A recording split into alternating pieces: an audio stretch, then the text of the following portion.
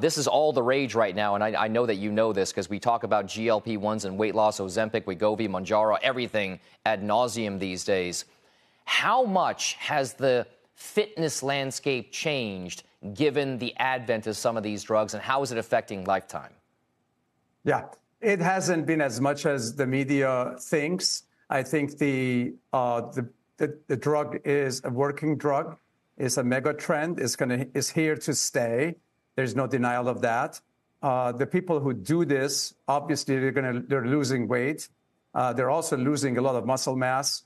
And anybody that's getting the right instruction, they're told that they need to continue to do exercise training, weight training, and making sure that they balance all of this with good nutrition and good exercise. So the clubs should be a net positive. Is particularly positive for us because these customers are the high end of the customer. They're spending $500 to $1,000 a month on this drug. They need the appropriate facilities and professionals to help them navigate through the balance of this thing. For us, has been no negative, just positive. Well, let's talk about that because the facilities that you operate, you're starting a program where your club members who participate in those clubs or live in facilities that you guys have put up will now have access to physicians and medical professionals that can help create plans featuring things like GLP-1 drugs. Take us through the plan there and why we're doing it.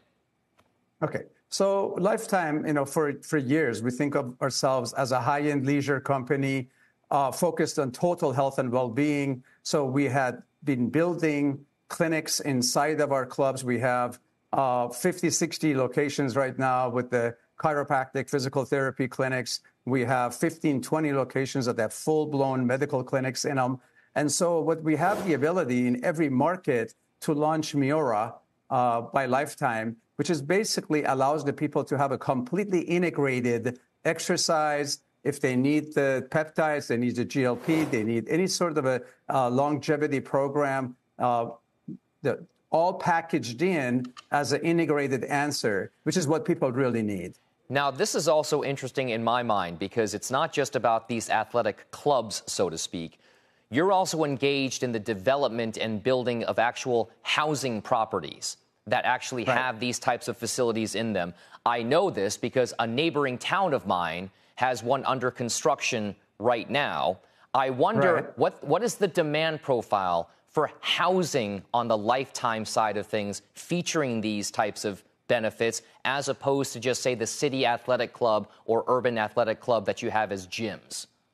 Yeah, so when you think about what's naturally and environmentally intuitively environmentally friendly is to create an environment, a village where people can live, they can work, they can exercise, they can get their medical help, they can get their... So the Lifetime Living attached with the Lifetime Athletic Club, a big example of this is in Chicago, which a development friend of ours, Jim Lettinger, developed 900 apartment units, Whole Foods, 110,000 square feet club with a 50, 60,000 square feet beach club, all the components. These are hugely successful, faster ramp for the apartment buildings, higher rates per square foot, and lower attrition rates, which is a key. Those are three key KPIs. And Lifetime can dramatically change all those KPIs. So we are in literally 50 deals that we're in the pipeline where we're talking about building high rises that have the whole